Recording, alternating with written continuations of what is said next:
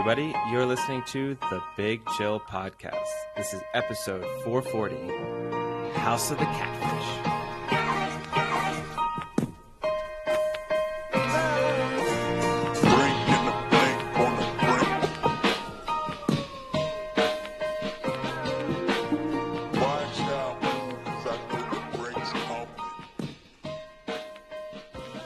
Hello, Big Chillians, and welcome back to the Big Chill Podcast. I'm Frank, joined as always with Eddie. Eddie, how's it going? Yeah, it's a good start to the week. No complaints. Have you started Game of Thrones yet? 2 episodes out. I've watched both. Wow. Love it. Slow. Should we just change it now? Are we the Big Chill Game of Thrones podcast? I would say no. I mean, it's just a slow TV period, right? So that to me is the only reason why it's kind of made the cut, is there's just not much else on to watch when there's no sports. But you're gonna get pushed with 2 Lord of the Rings episodes this weekend coming up. Yeah, I mean, as we discussed on a previous episode, I might just miss out on one of them, and I thought I was going to be missing out on the Game of Thrones. But you know what? Game of Thrones did what they needed to do, and they premiered before Lord of the Rings, and it worked. It clearly worked. Oh, no, 100%. As we said, you predicted it entirely correctly. I am the perfect example of someone who would not have been watching this TV series had it come out after the Lord of the Rings, or if it had just come out when there was more on TV. It's as simple as this. If it had just come out during football season, I'm not watching it. You know what I mean? Yeah. We'll see. It's good so far. I got no complaints. It's tough with a show like this, 2 episodes in, to make a decision. It's fine. Yeah, but a lot's going to happen in like these first 5 episodes. Like within the next 3, all the young people are going to like age out. They have new actors already for them, that like halfway into this season. So that's how much it's going to change. Well, spoiler, but I think it's not a spoiler. It's been announced like thousands of times. I didn't know it. You spoiled it for me. Put it that way. Some of us aren't reading all of the latest Game of Thrones gossip. But I will say, whenever I watch a big TV show come out like that, and you just know what a career maker it can be for people, for the people who either are aged out like that or die really early on, even though they will have known that going in, it must be such a disappointment. Like the Queen, I guess this is a spoiler, the Queen dying, the fact that your Game of Thrones who dies during pregnancy with the C-section. First episode. Yeah, so the fact that your Game of Thrones experience is so limited that it will have basically no impact on your career must be, even though she will have been fully aware of that because it's so early that it's not as even as if like later in the season you got written out, it must be kind of disappointing. Better than nothing, but still disappointing. Yeah, very true. But so far, I'll definitely continue to watch without a doubt. Matt Smith's really good in it. I mean, I think he's clearly the best actor in there. Yeah, he's kind of the star of the show at the moment, I would say, through 2 episodes. But he also has sort of the most interesting character. I think a few of the characters are kind of duds in terms of, you know, what they're contributing to the show itself from a script perspective. But he's the one that's the most, you don't know which way he's really going to go yet, which is interesting, I guess. But and I guess the other one too is Paddy Considine is a pretty famous actor. But the thing with him is he's playing such a dull character that he doesn't really get to shine too much. He just literally just sits in his room and plays with his Legos and develops sores. Yeah, that has gross infection from sitting on a jagged throne. I mean, it's a little bit of a strange concept, but yeah, no, it's not. Which I don't understand, because after the first time it happened, wouldn't he just get like padding? Wouldn't he just be like, guys, can we get some like nice memory foam padding here or something? Yeah, or just maybe, just dull the edges of the swords slightly. Like, you're not going to pick the throne up and kill someone with it, so it doesn't need to be razor sharp. Or maybe that's what's going to happen in a few episodes from now.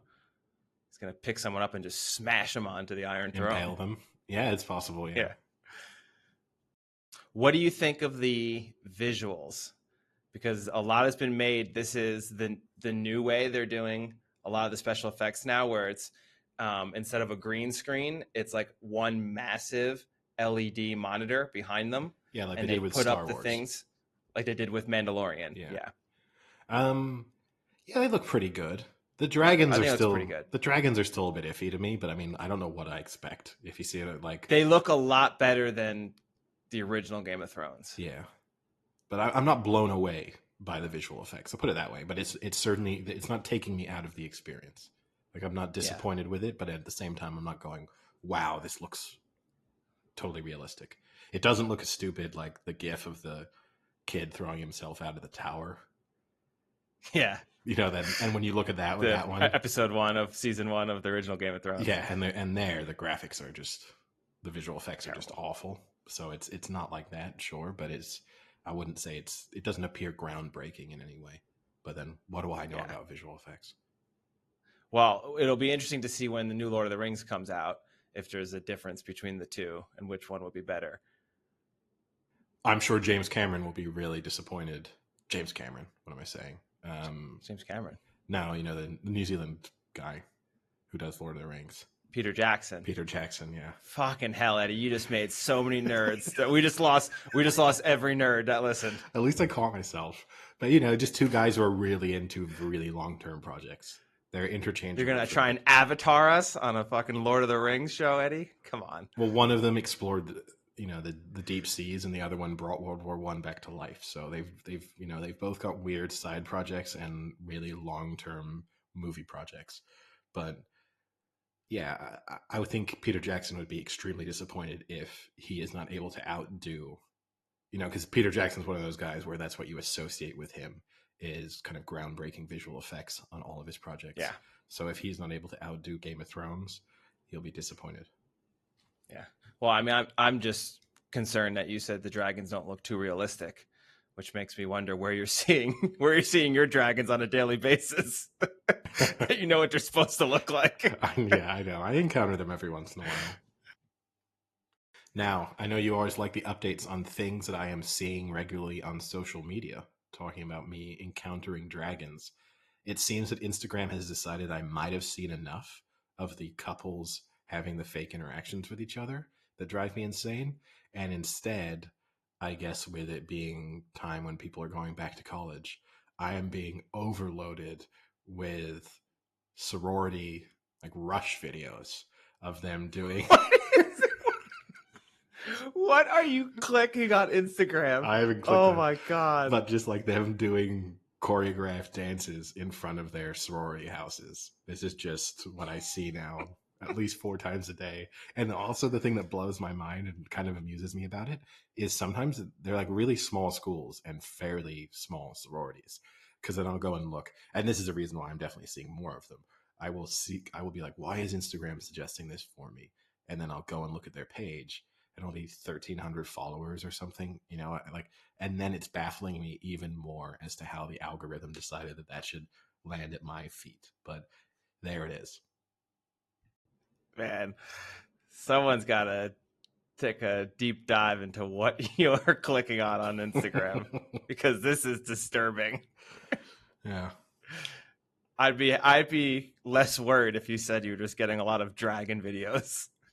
Well, we'll see. Maybe next. Who knows? We'll see. I'm sure I'm 2 or 3 weeks away from Instagramming deciding, it's time for something new, and we'll see what that is. Speaking of something new, although I guess technically it isn't new because, let me explain the story. I'm in a wedding party for a wedding for next year, and we had to go get fitted for our tuxes. And I went on a rant about it with a friend that I don't get why wedding parties are still insisting on tuxes over a suit. It's costing $280 for me to rent a tux to wear one time and then hand back. I would much rather we pick out like a suit or like a color of a suit. And even if you had to buy it and even say it was more expensive at like $350, $400, I would rather the ability to buy a nice suit and have it for life than to rent a tux that isn't going to look that great anyway because it's a tux and they never look that great for one time and have to pay almost $300 for it. Like it drives me insane. Oh, I agree with you. I mean, the tux at a wedding, right? It's a decidedly American thing, or at least it's a non-European thing. I mean, you do see it, and now you get people doing it. Attending weddings here where people are trying to have like the wedding they then see in America, so then they do go down the tuxedo route. But it's not the common thing here. I would always much prefer a suit, and I mean, renting for 260, I'd rather be spending like $1,000 on a suit you own than Yeah. $260 for something you're wearing once. Yeah. But I mean, so I've been in other wedding parties where we got suits, they weren't super expensive and they were nice suits. I still wear the suit. And the only thing is you have to go and get it tailored, which costs some money. But that could be the other thing too, is as your wedding favor, instead of getting like those stupid embroidered gifts that you always get that like you never really use, I would much rather someone be like, hey, you go buy the suit and then I'll pay to go like get it tailored or something like that. Yeah. That would be, I think that's a great wedding favor. Yeah. I mean, I can remember at my sister's first wedding, she definitely just paid for the bridesmaids' dresses. Ooh, shots fired. Yeah. Had to throw that in. Well, we might have some listeners who attended the second wedding and maybe potentially even a bridesmaid who attended the second wedding listening going, I didn't have my bridesmaid dress paid for. Well, you did the first time around, just not the second time. But, and again, I think that's a nice, now obviously that's, that depends what your budget is. I think that's still a nice scenario where if you're trying to give like a present to really good friends of yours, the idea of getting them a suit also, kind of if you can fit that into your wedding budget, that's also nice. But yeah, even if you're asking for them just to buy it, if it's a nice thing, it's also a nice reminder, right? So that every time you put that suit on in future, you think about that person's wedding. Whereas Yep. you're never going to put on that rented tuxedo again. I think of my cousin's wedding. Every time I have to put on the pants that we had to get a size 38 waist for, even though I'm a size 32, and we had to tailor it so much that the two back pockets almost look like a unipocket. What a humble brag about your thigh funny. size. Yeah, that was funny. Great pair of pants, though. I love them. Now with the U.S. Open fully underway, not too much to discuss on that front. It was the major sporting event of the week, I guess. Serena Williams made it through the first round, which is nice for her, considering this is her swan song. And the big surprise so far is Tsitsipas was knocked out yesterday. And, he's really had a season to forget. Having a rough few months. Yeah. As someone who appeared to be poised to be one of the players to step up and fill the shoes of the, and we spoke about it right on in the last episode with Djokovic being absent. Tsitsipas would have been one of the players you would have considered. I think he was the fourth seed for this. One of the players you would have thought was in with a chance. So to be eliminated in the first round by someone ranked, I think 109th, something like that, is a huge disappointment for him. And just a season is kind of falling apart. But it also made me think, obviously, one of the big storylines from Tsitsipas's season was the issues he had with Kyrgios at Wimbledon. And we did not discuss the fact that in the fallout from Kyrgios's Wimbledon final, he is now facing a lawsuit from the woman who he accused of having 700 beers and asked to be kicked out of the stadium after she had repeatedly said things. She is now seeking legal action against him, saying, he said that looked like she'd had 700 drinks, and was drunk out of her mind. And she has now said that this was a reckless and entirely baseless allegation. Not only did this cause considerable harm on the day, resulting in my temporary removal from the arena, but Mr. Kyrgios's false allegation was broadcast to and read by millions around the world, causing me and my family very substantial damage and distress. When I read this, I couldn't believe this. This is such BS. It's unreal. First off, no one knew it was her. No one knew who it was. until she put in the lawsuit. No one like, it caused my family such harm. No, it didn't, because no one knew you were the one that was accused of 700 drinks. Second off, she then admits that she was being like kind of loopy and out of it, and she blamed it on the heat. She said she had one or two champagnes and then the heat really hit her hard and she was like out of it. So regardless of how many drinks you had, you do admit that, like you weren't with it completely. I just it's so dumb. But then what's really funny is they play the, oh, I'm not actually suing for the money. I'm going to donate all of the money to charity. So then why does it matter?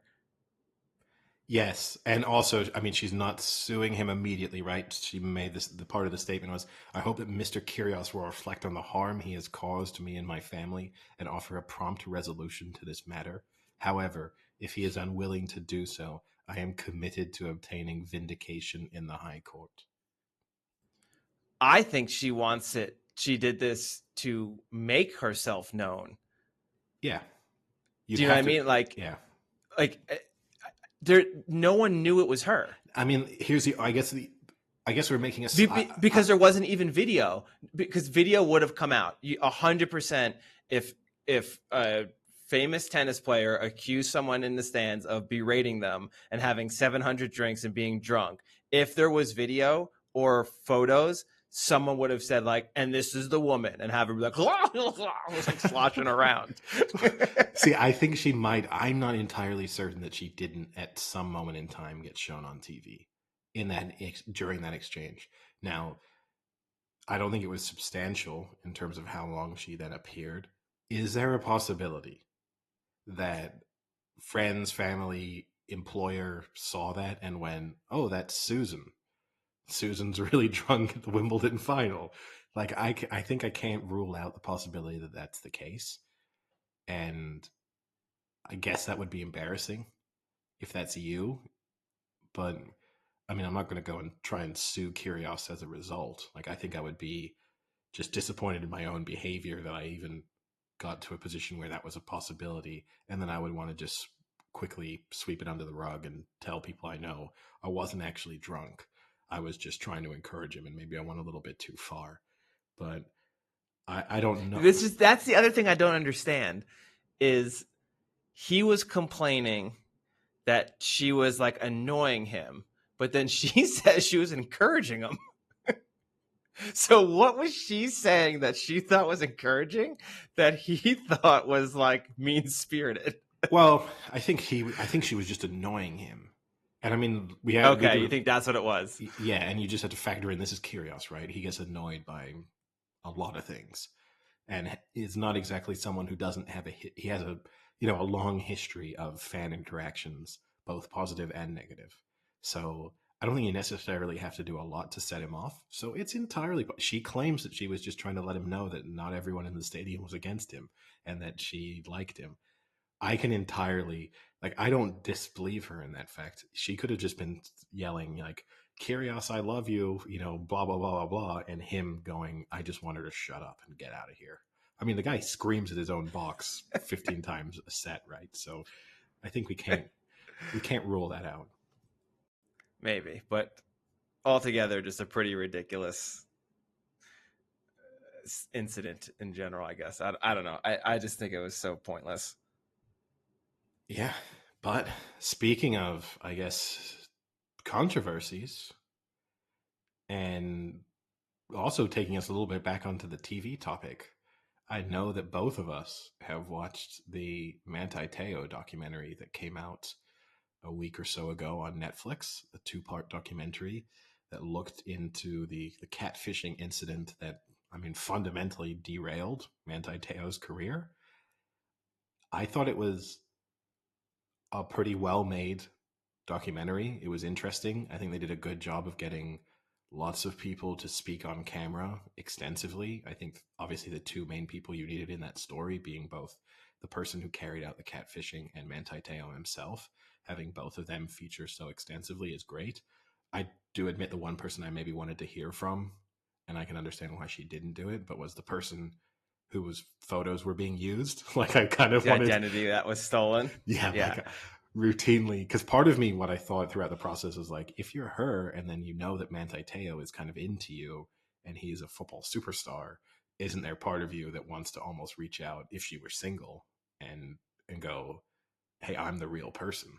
Like, I do exist. Also, the part that was strange about that aspect of it, you have a woman whose identity was stolen, not her identity, but her pictures were consistently being stolen and used.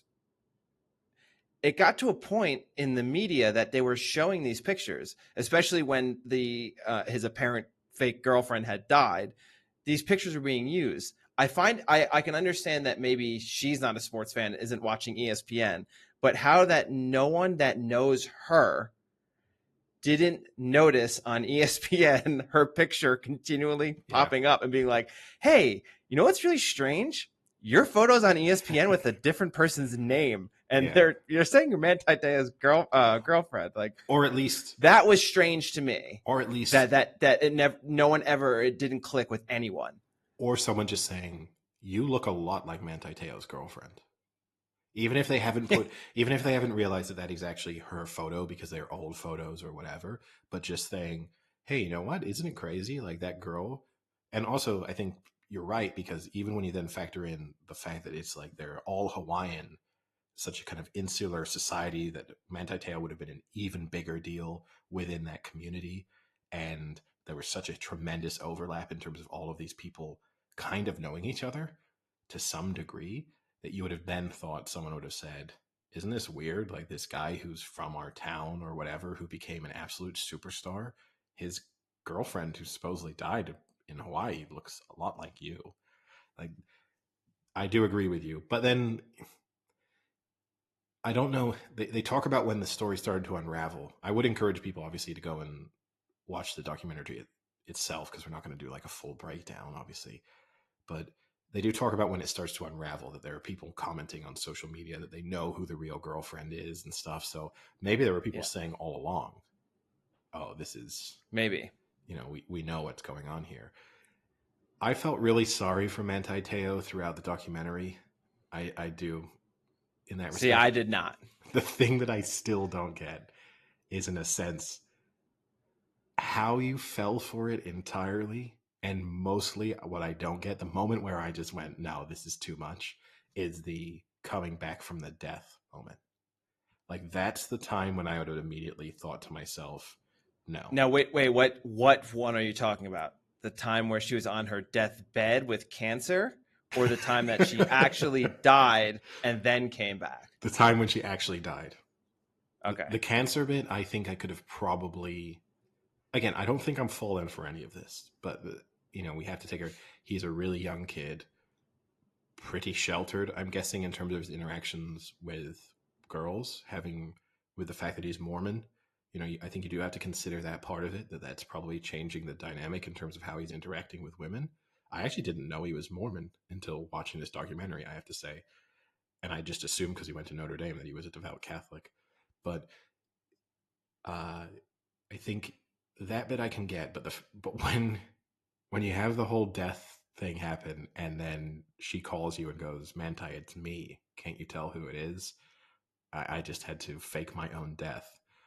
That's the moment when I'm just completely out. Like, there's just no chance. Yeah, I got a different perception of Manti Te'o after this documentary. I think he is, one, not very intelligent, and two, he is extremely narcissistic with an amazing God complex, which can be understandable coming, I guess, from a small town in Hawaii where everyone probably propped him up on this pedestal. But one, the reason he chose Notre Dame, he did not want to go to Notre Dame at all. He wanted to go to USC. He was dead set on going to USC. He chose Notre Dame because he went and talked to his priest. I think it's called a priest in the Mormon church. I'm not sure. And he told him that God said he needs to go to Notre Dame. So the pure fact that he thinks he's getting his information from God to go to Notre Dame. No, that wasn't the story. It was that Yes, it was.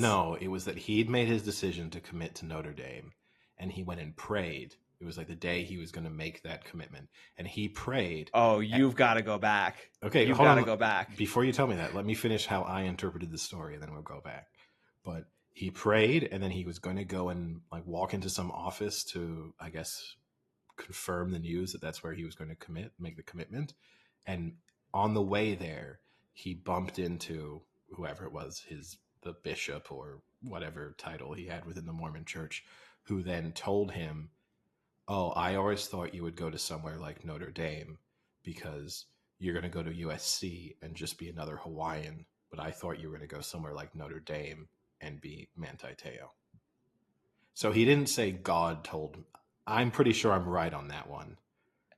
Yeah, I think the way I read it from him is that it was as if like he wanted a sign from God, and that was his sign yes. from God. Yes, he did openly Yes. say that. He'd asked for God Yes. for a sign on if he should not go to USC, and he took that as the sign you should go to Notre Dame. I do agree with you there. But if you're super religious, look, as a non-religious person, I just can't relate to that side of things, like the idea that you're interpreting. Maybe I'm the same way here, but the fact, even what you like, how you said it, like you should go to Notre Dame and be Manti Te'o. To me, I interpret that as him being like, oh, a higher order wants me to go there because I am who I am. Like, I think he was extremely conceited. And then the fact that I thought he was the most conceited was during the time when his fake girlfriend was supposedly dying of cancer. And he stopped talking to her? No, and he would just call her and like be on the phone, and he goes, and I would hear her say, Manti. And it felt so good to know that I was the one that was bringing her back and that she was living because of me, and I was the reason she was surviving. Like, come on. Come on, dude. I think you went into watching this with Manti hated spectacles, and I just approached it as someone who didn't have too strong of an opinion on Manti Te'o, other than the fact that I remembered him being very good at Notre Dame, the Catfish story, and him fundamentally being an NFL bust. Like, I had no opinions on him as a person. I knew very little. The only personality aspect I knew about him was the catfishing. I'm going to defend him again a little bit on that. I think if you are in that situation and you do have doctors and family members telling you, look, she's unresponsive aside from when she's speaking to you, I don't think that's like a God complex to think that was a pretty incredible experience to feel as if that they're hearing me. I think anyone could fall into that trap. And it's not thinking that you have some special power. It's just assuming that someone, for whatever reason, you're special enough to someone where like you're getting through to them in a situation where no one else can communicate with them. And I mean, I think everyone deep down kind of believes that sometimes when they've had family members who've been really sick. Eddie, in no way, shape, or form would I think someone is surviving not because of modern medicine, but because their will to want to be with me.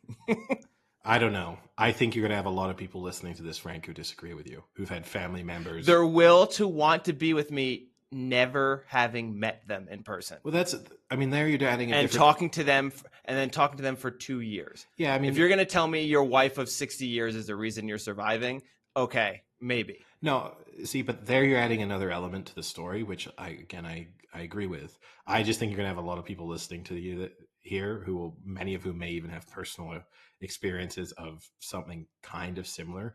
But I think there'll be a lot of people who will have had moments where they've had, sick family members in a hospital bed who are unresponsive, and they feel like, do you know what, when I talk to her or him, I get a hand squeeze or I get some kind of notable reaction that nobody else gets.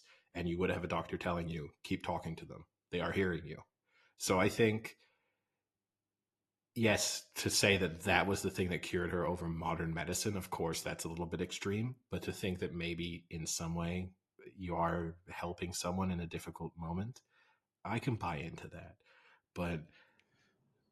And I just like it's just very difficult for me to believe. I don't know. I don't think he's in on it. I don't think he's in on it. But it's just very difficult for me to believe that at any point in time, the numerous times he tried to either go face to face on a video chat or meet them in person, and it never panned out for however long it was, and he's still like, it didn't even really cross his mind. It's just, I don't, it's just so strange to me. And I get in the documentary he kind of says that like catfishing wasn't a thing back then, like and it kind of was. Like I think he's just wrong on that, that he didn't realize it. He didn't know personally, but it still was a thing. But even at that point, when she was recovering from a near death cancer experience, and he kind of wanted to go and see her, and he still couldn't go and see her, it's just, I don't know. Look, there's a It's lot of very convenient. It's very convenient that that didn't bother him.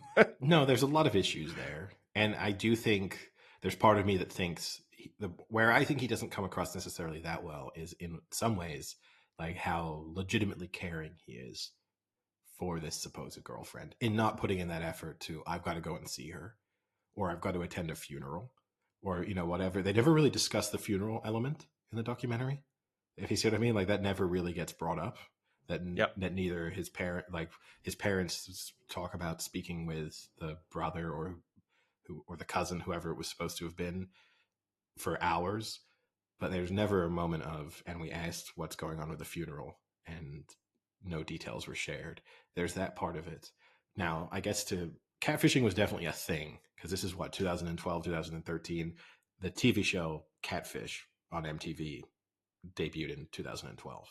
So, like it was in the zeitgeist. I can believe that he may have not have been aware of it conceptually. I get that because again, I think he probably lived a pretty sheltered life, and I do think it's difficult to rewatch it with kind of modern eyes with all of the challenges of video calling. Like I think particularly for younger people, they won't realize even in 2011, 2012, like face to like video calling unless you're on Skype just wasn't great. Like and you weren't going to have a phone capable of doing it easily necessarily. Like I can, I mean, for 2 years, it's a hard like thing to cover up for. But I don't think he was in on it. I think he knew something was up before he let on. He knew something was up. I think there was a moment when he realized, which he kind of talks about in a way, like going into the championship game, him knowing it wasn't right. I think he knew before that, and that he just wanted to protect the idea of Manti Te'o, the fact that the girlfriend dying and stuff was contributing to his Heisman candidacy. And I'm not necessarily saying he's wrong for having done that, but I think he was more aware of certain elements than like it kind of goes from I didn't know to suddenly the whole world knew in about 4 days, and I just don't believe that.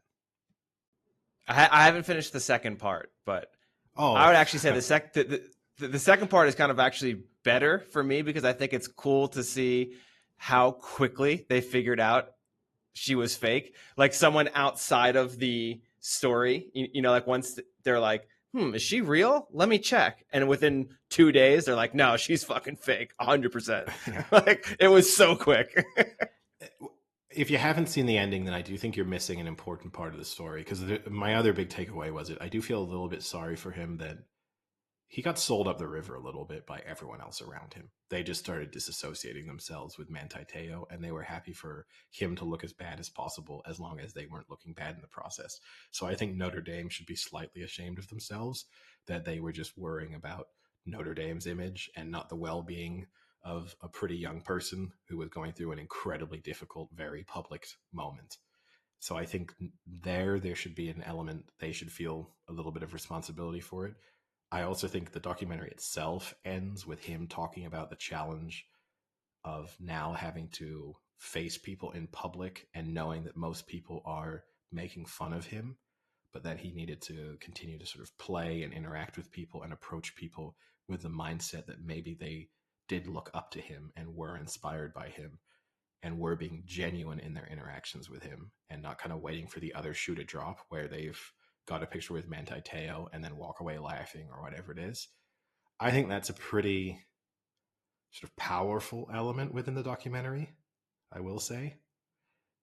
But overall, it's interesting, but it does make me question a lot of how you could be fooled that much. I agree with you. It doesn't. It raises questions about him, but it also makes me feel very sorry for him. Yeah, it makes you feel sorry for him. And even when he was going through it in real time, you kind of feel sorry for him because what you're saying too is right. It's not as if he did something illegal. It's not as if he committed a crime and no one has his back.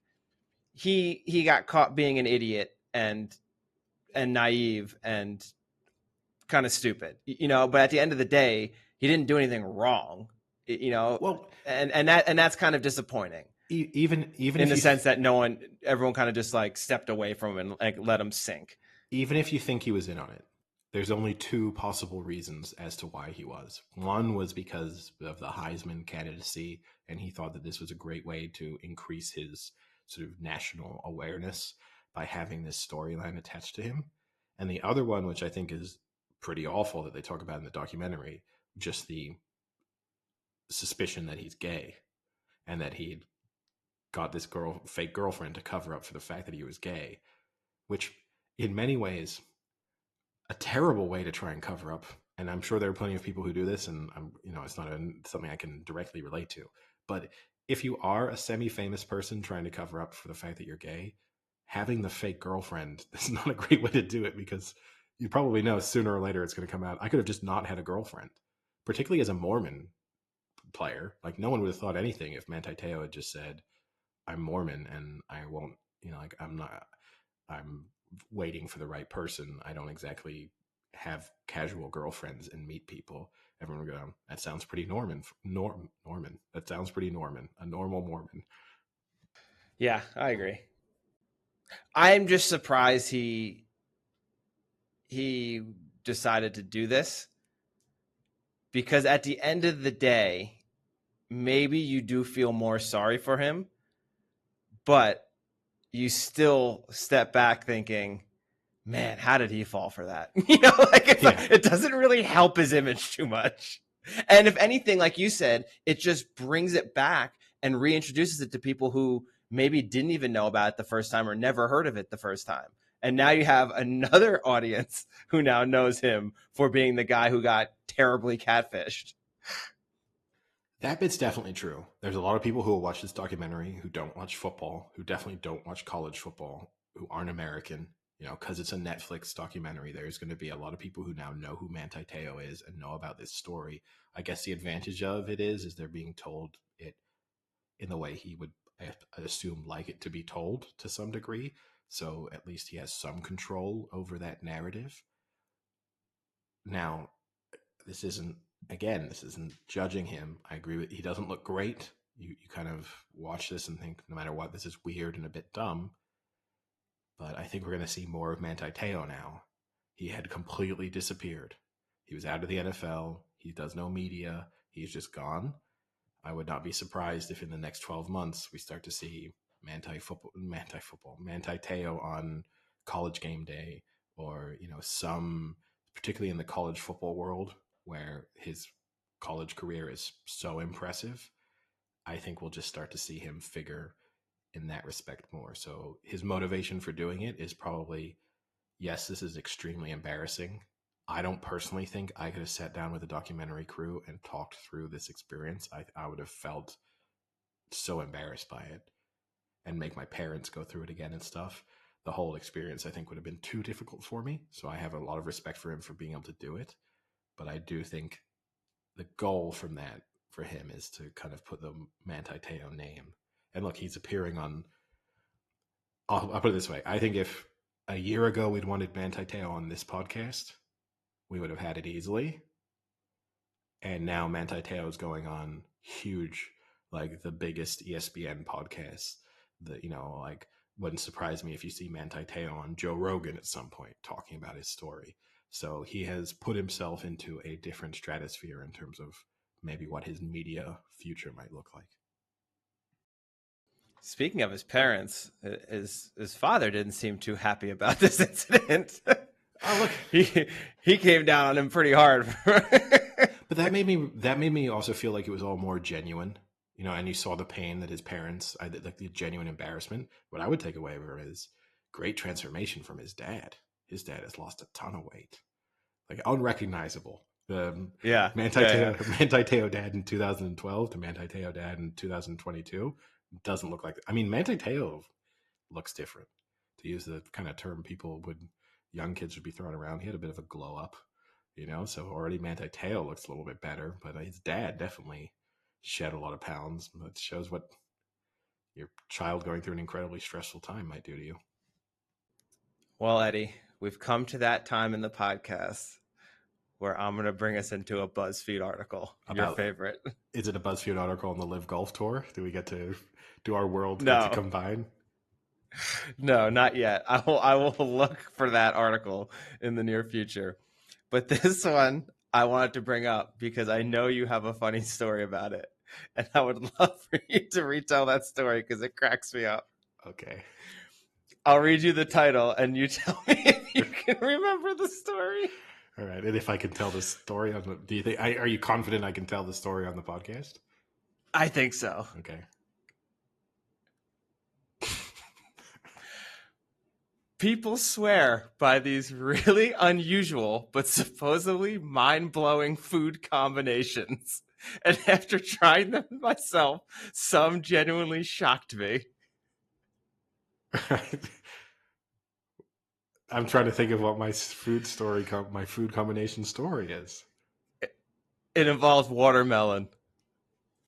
False watermelon. You might need to prompt me more than this. My brain might be going a bit slowly today. You told someone about a great condiment you can put on watermelon to make it taste better. Talk about like playing the long con of a catfish. You played out this story to someone for almost a year, convincing them that watermelon with mayo tasted great. Like randomly, you would be talking to this person and just be like, "Yeah, just having more watermelon with mayo." It was a big commitment on my part. Yeah, I remember, that was a long time For ago. no reason. No. It was just a commitment. You just committed to this joke. You were like Conan O'Brien, who just like can commit to a joke for years on end. That was like what you did, but it was putting mayo on watermelon for no reason.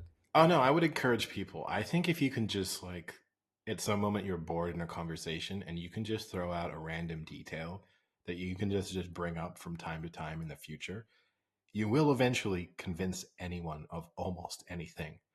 And it is a good example of that. I've had a few long cons like that.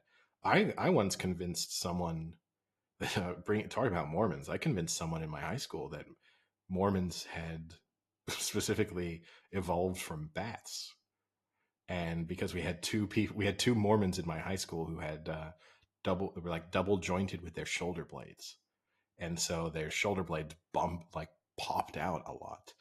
And this was like a very intelligent person. We were 16, 17 years old. And for 6 or 7 months, This person is not very intelligent, Eddie. You cannot tell me. If you had said 6 or 7 years old, I might have believed you. But yeah, I got it. But no, I've had a few good long cons in my I haven't done a long con in a while. I'm gonna have to do a new one. I'm gonna start a new one. I'm gonna think of one that I can do, and then I'll keep people updated on the podcast, and people can follow along. But I'll try and think if you can have a solid 8 month. And yeah, this culminated in the person eating watermelon with mayonnaise on it. And enjoying it. Yes, and then agreeing with me that it was good. So I mean, good. you say this, maybe the joke's on us. Maybe it is good. Well, now that you mention it, Eddie, there are 30 combos this woman tried. The first one is a peanut butter and mayo sandwich, specifically Miracle Whip. Is Miracle Whip really mayonnaise? I always thought Miracle Whip was like kind of different. Yeah, it's the one-of-a-kind taste of creamy mayo and tangy dressing. Yeah, but that's the thing is I think, I mean, much of the sameness, but I think Miracle Whip's like, I've never had Miracle Whip, but I was always under the impression that it was sort of mayonnaise. It's not good. But, yeah, that doesn't sound good on paper. But No, she didn't really enjoy it. Didn't do anything special for me, says this one. Do you want to throw out some things and I can tell you if any of them are on there? What do you think are some unusual things people have tried? Maybe not even the combos, just like one of the ingredients. Because there are a few that come back like every time. Pickles. Pickles, yep. Pickles are in like 5 different things. So like pickles and vanilla ice cream. That was one of them. Yeah, that's gross. So there's certainly worse things to put on your ice cream. But would she try it often? Probably not. I mean, it's not a good review of trying a food and saying there's certainly worse things. Like, I could have taken a dump on my ice cream, but instead I put a pickle on it, and I would prefer the pickle. I mean, it's not telling us it's a viable combination. Pickles and mustard was another one. She said, "We've reached a verdict, Your Honor. Pickles and mustard are freaking delicious together." Why would that surprise you? Yeah, pickles and mustard all the time. I mean, not. But just pickles and mustard. No, but I mean, I wouldn't want to dip. I wouldn't like to just take a whole pickle and just dip it in a pot of mustard. I don't want like a jar of mustard. I don't want. Well, that's what the tip was. But if you're just putting eating a pickle and you're putting a little bit of mustard on the outside, I mean, I eat pickles. Yeah, I think that's. But do you eat it with mustard? Well, yeah, if I have a hamburger and it's got a sliced pickle on it, and sometimes I just pick. Okay. Sometimes the pickle falls out and I stick it in. Like you just eat that slice of pickle and it's got just the condiments on it and it's tasty. How about mac and cheese with pickles? I could see that being okay. She thought it was good. Who is mac and cheese is a beautiful, customizable medium that just so happens to be a fantastic vehicle for dill pickles.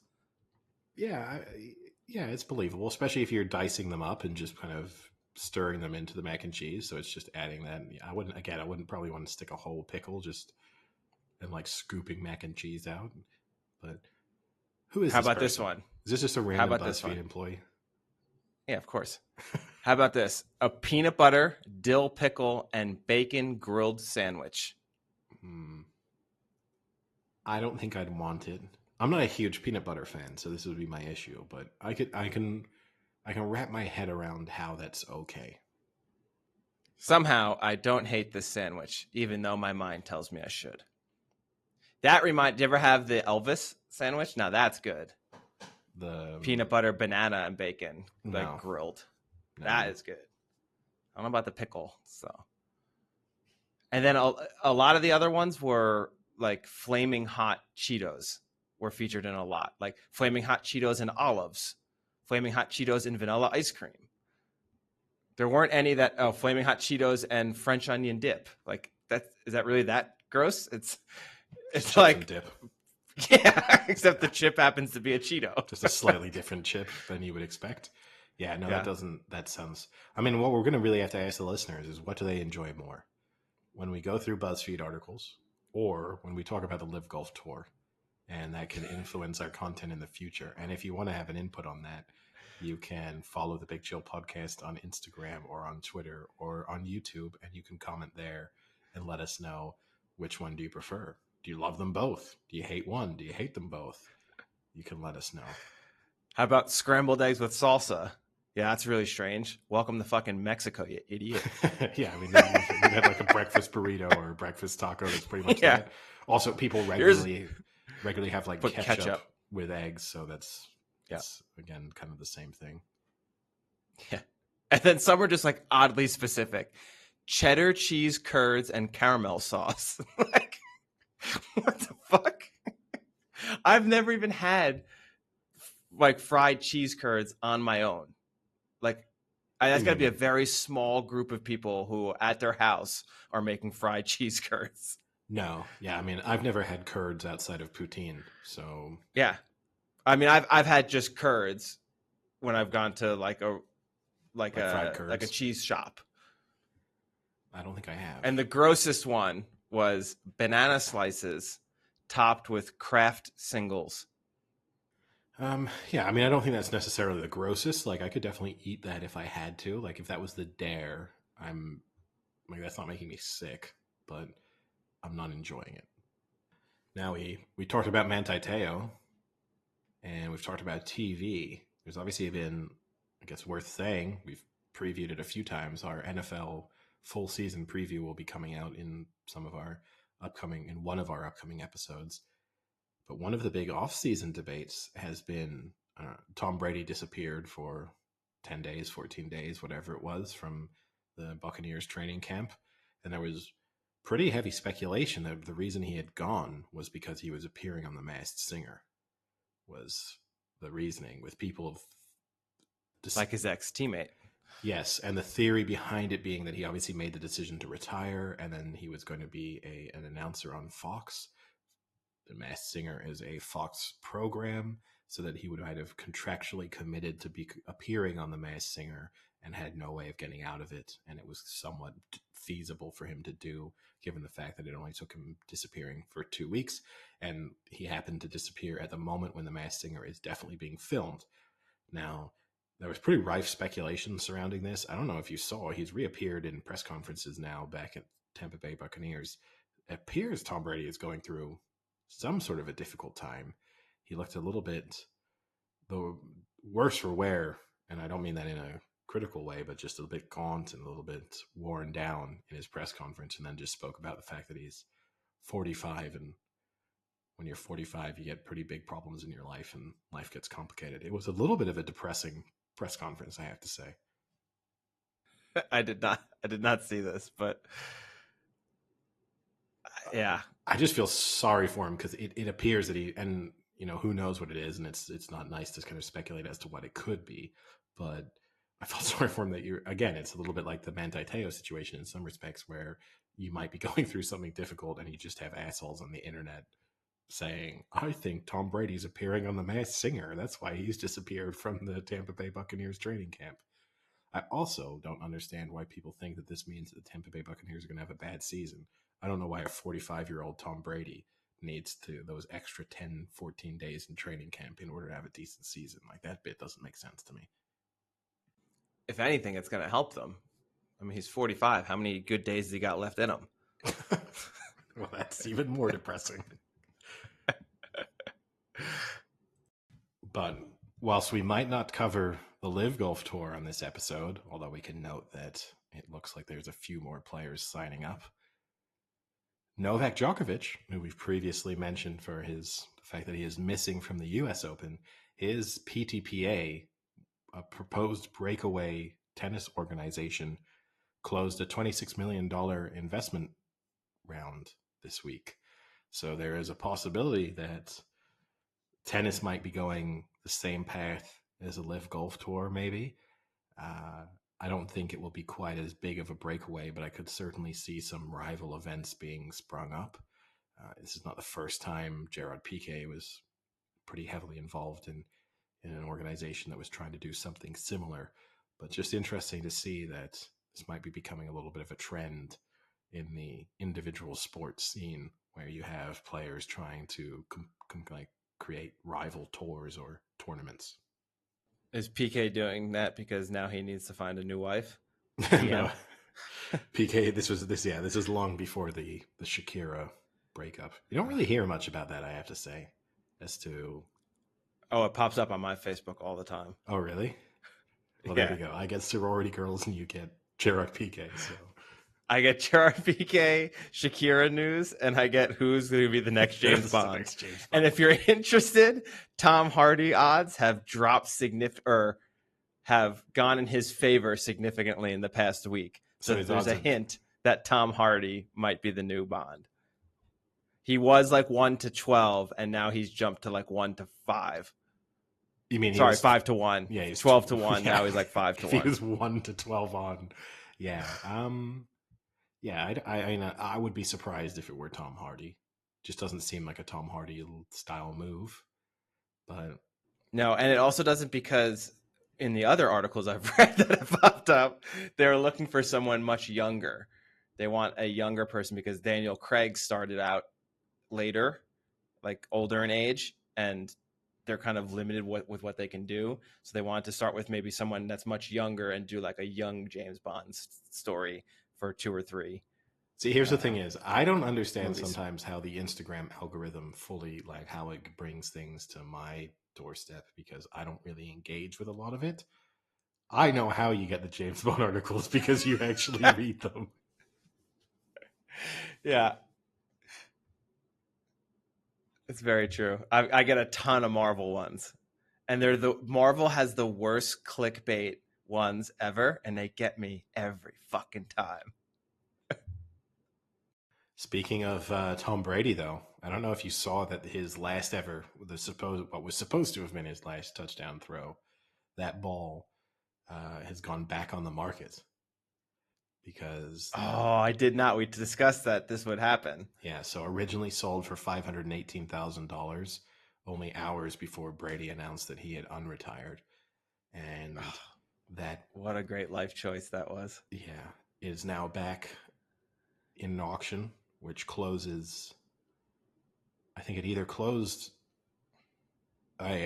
this weekend on Sunday. So I actually do not know what it sold for, but the minimum bid was $25,000.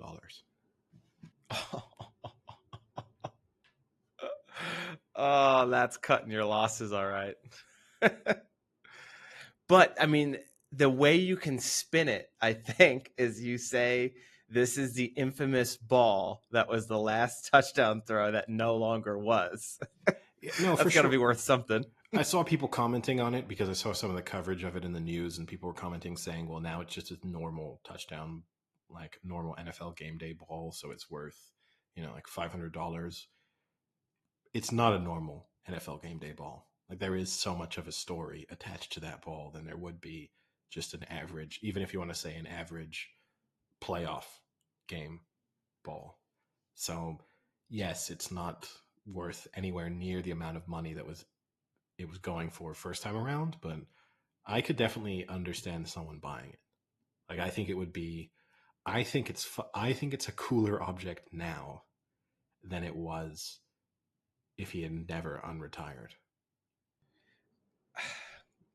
You can try and spin it that way to make some of your money back, but And just say, ultimately that guy's fighting an uphill losing well, I've battle. bought it. That's why I'm saying that, Frank.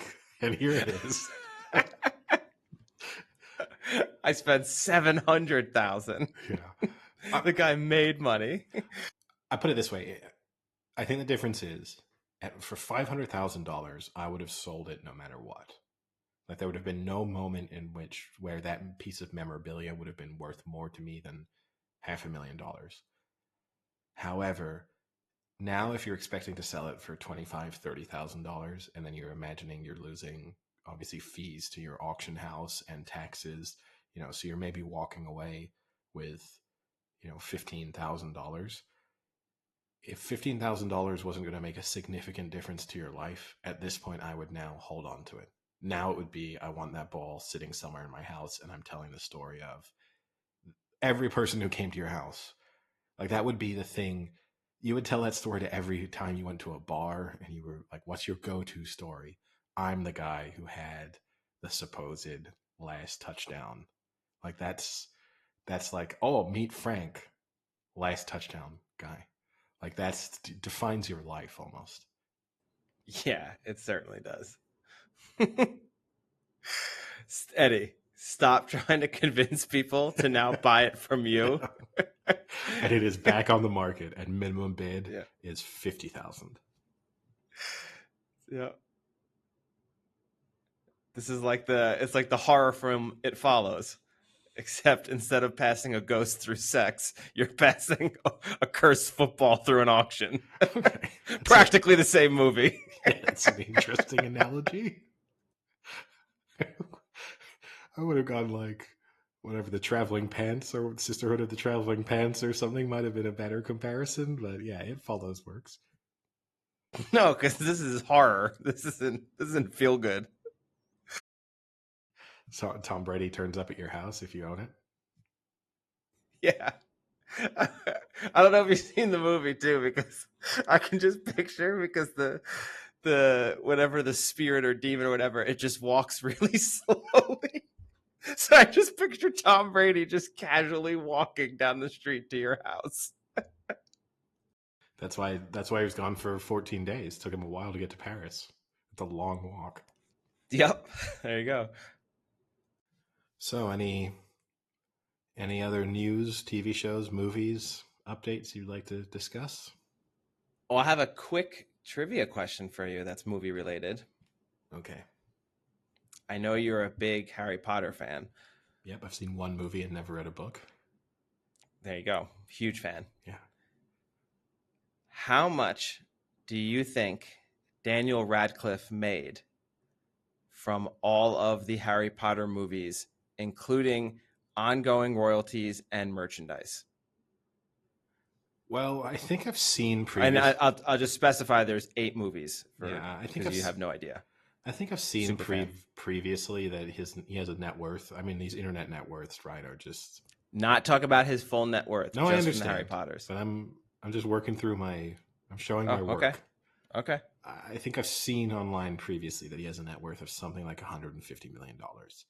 Now, again, I know that those net worth calculations are incredibly inaccurate, but assuming that fundamentally, if it's in any way in the right ballpark, I'd have to assume he made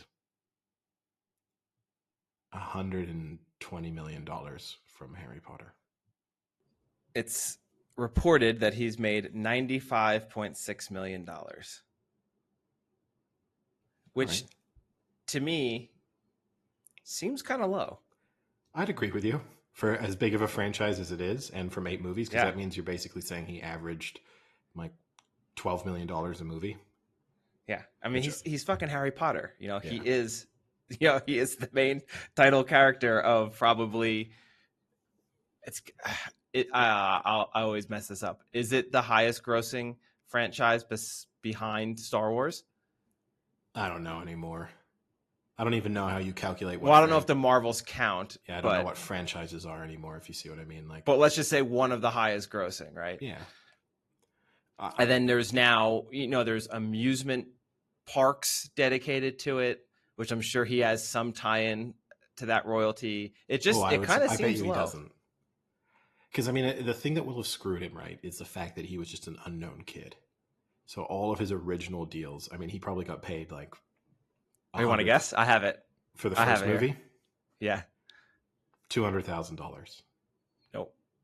More. 500,000. It's a cool even number. $1 million. Yeah. That seems too much. Like if you're making okay, they will have known that it was probably going to be big just based on the success of the books. So you will have known this is a big deal. But he is literally an unknown child actor at that point, and you think you would have said, if you're like, what's the negotiation if you're his parents or his agent or whatever, and they say, no, you have to have Daniel Radcliffe, and they'll say, we could have any, but we're going to make a star here. Like you should almost be paying us to be Harry Potter, because like this is going to be a life-changing experience. So the original $1 million surprises me, but I would have just thought by the back end that he would have been making $30 million a movie. So he made 50 for the last 2 combined. Wait, what? Oh, combined. Okay, I see what you mean. Because it was a part 1, part 2. No, I thought you knew Deathly Hallows was a 2-part special. I'm sorry. Yeah, that's somewhere in my memory. Filmed at the same time. You don't remember that? No, I wasn't there, so I don't remember the filming. But yeah. I mean, look, great for him. Yeah. And now he is sober and in indie films. Yeah. Oh, and he actually was in that movie I suggested. Was it Lost City? The one with Channing Tatum and Sandra Bullock. I said Lost City, something like that. The chick, the romantic comedy. Yeah, I have to give Daniel Radcliffe credit in terms of how he's rebuilt his career. Like he's not still, because now you're just sort of like pleasantly surprised to see Daniel Radcliffe in things, which I think is that's a pretty quick transition from having been the most famous movie role in the world for quite a long period of time to now just being someone who's happy to have sort of interesting cameos almost in a lot of movies. Yeah. He's actually pretty funny too. He's a pretty witty guy. I've heard Oh, him on interviews and stuff. He gives a good interview. he seems, yeah, maybe, hey, who knows? Maybe we'll have him on here one day. That'd be great. Yeah. Would it? Yeah. Yeah. I'll tell you, we'll put him in, we'll set him in our sights. He'll be another person we target. Yeah. Just don't Rupert Grint me. Don't trick me and get me, say you're getting Daniel Radcliffe and Rupert Grint me. I do not know the reference. So, anything else to discuss? I think we should mention that college football is back. It is back, yeah. And we've so you had some games last weekend. The Nebraska Northwestern game at Dublin was an interesting game. Yeah, the Avivo. Yep. And then now you have, I guess, the official start. I consider this week, most teams didn't play last week, but you have the opening slate. It's pretty good. I do like that they've at least been able to put together a few good football games for college to start the year versus what was the traditional play a Division II team, and it's every top 25 team is just blowing out some team no one's ever heard of that makes a ton of money for going to Penn State and losing by 65.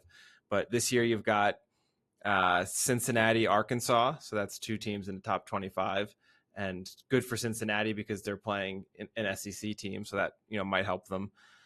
Oregon playing Georgia, that's Oregon's I think 10th or 11th, and Georgia's second, third, somewhere on there. So that will be an interesting matchup. Notably, Eddie, you'll remember Oregon had a great start to their season last year.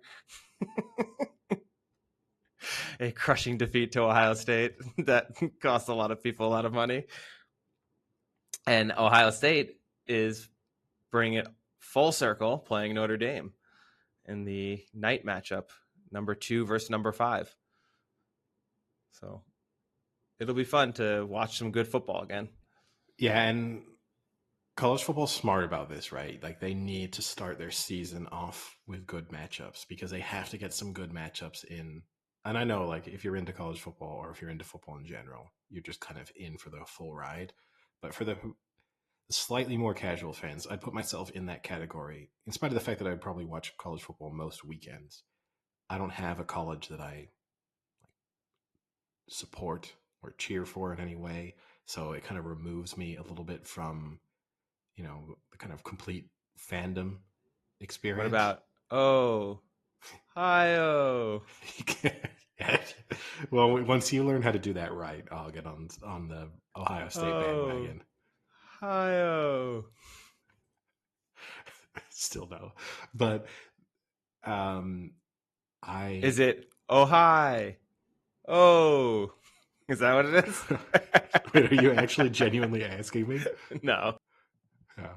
But they, you need to get a couple of good games in before the NFL season kicks off. Like you have to kind of try and tempt people into this is kind of must-watch TV, and then you just get into the rhythm of watching it. And again, I'm sure there'll be people listening to this who just think it's blasphemous and that their Saturdays are dedicated to college football during the season. But for, I think for a lot of people, you do need to get it back into the rhythm once after the break of the off season. You need that. Oh yeah, it's Saturdays are back with college football. And so having a few big games early on helps to achieve that. Yeah, you say that Ohio State Notre Dame game's a big matchup, but Ohio State are 17.5-point favorites. I mean, it's 3 versus 5 or 2, whatever you want to put, 2 versus 5. Two teams in the top 5. I know. That's the crazy thing about college football, though, right? It's like on paper, it's like, yeah, this is, and you'll have people picking Notre Dame to win, I'm sure. Like there'll be ESPN experts going, I think there's going to be an upset, but they are 17.5-point favorites. Yeah. Well, they also have CJ Stroud, who's, I think, first or second in the Heisman race right now before the season started.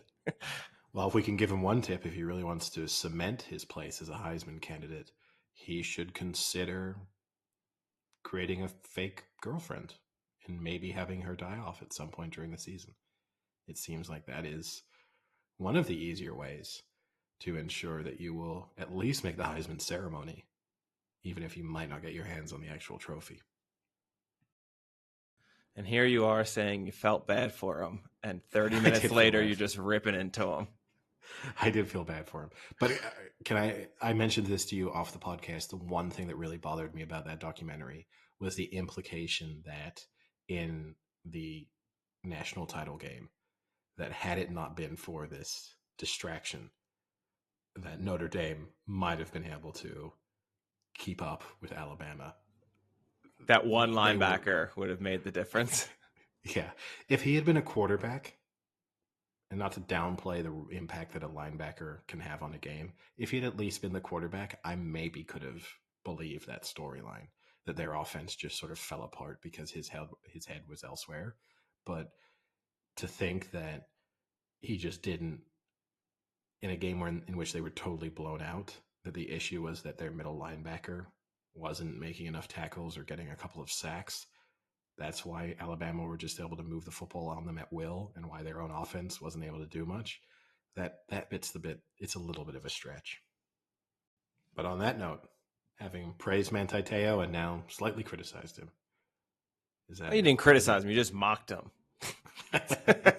Criticize makes it sound like you're doing something professional. You just mocked him. It's how I show my affection, Frank. So does that mean you're going to start an online relationship with him? Yes, I did. I have to admit, part of me, the other thing, just as a final thought on the documentary, I just watched how this all started from her just adding him as a friend on Facebook.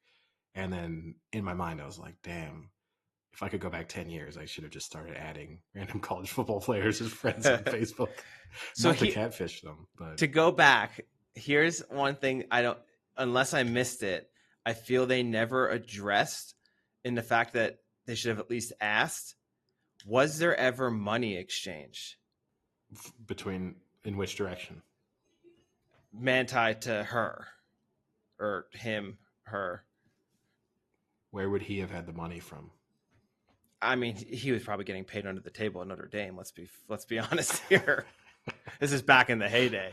But do you think Notre Dame's really like? There was, I feel like it should at least have been asked. Was there any transactions ever performed? Like, was money ever sent or gifts ever sent or something like that? Because that's obviously a big part of catfishing, is getting something from it. Yeah, but I mean, I think she was pretty clear on what she wanted from it, right? Yeah, you say that, but should have at least asked. I would have liked a definitive no. And maybe they did, and the answer was no, and then they didn't feel like that. Maybe they got left on the cutting room floor. But I think that makes him look a little better, because in the back of my mind, I think he probably sent some stuff to her as well. See, I didn't. I have to admit that it even crossed my mind. You've never successfully catfished anyone. This is why I drive a brand new BMW, Eddie.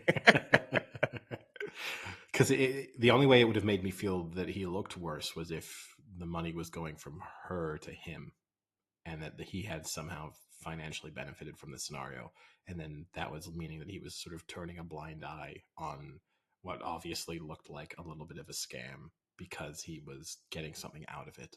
That would have been different. But hey, look, maybe you're right. Maybe Notre Dame are just really happy that this is their scandal from the 2010s and not the fact that they were paying players.